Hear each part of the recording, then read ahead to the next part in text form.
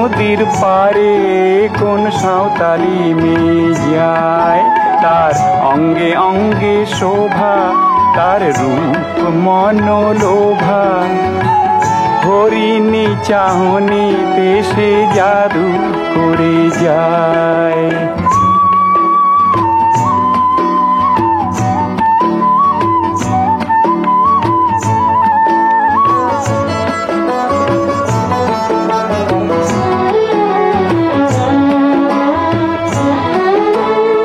কৃষ্ণকলি বাগিচার কৃষ্ণাই নামে পুরুষ যে, রাঙা মাটির ঘাটে তাকে দেখা দেওয়ার কথা যে।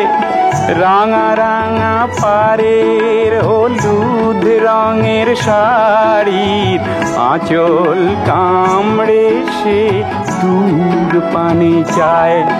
তার অঙ্গে অঙ্গে শোভা, তার রূপ মনোলোভা। হরিণী চাহনিতে সে জাদু করে যায়।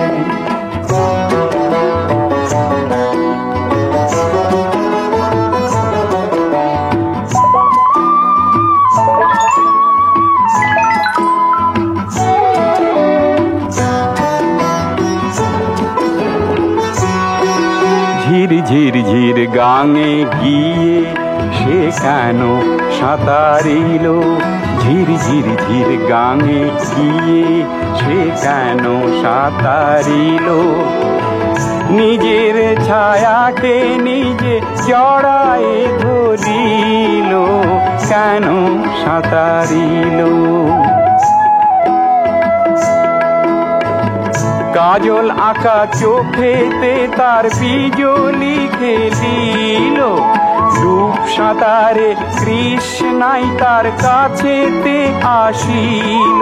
সে কেমনে সাঁতারে সে লাজে দেখি মরে, সলাজ হাসিতে জলে অঙ্গ লুকায়।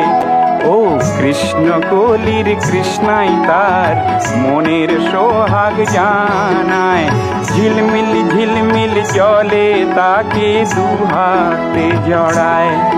তার অঙ্গে অঙ্গে শোভা, তার রূপ মনোলোভা। হরিণী চাহনিতে সে জাদু করে যায়। রুমঝুম নুপুর বাজায়, ঝুম ঝুম ঝুম ঝুমকা দোলায়। রূপসী নদীর পারে কোন সাঁওতালি মেয়ে যায়।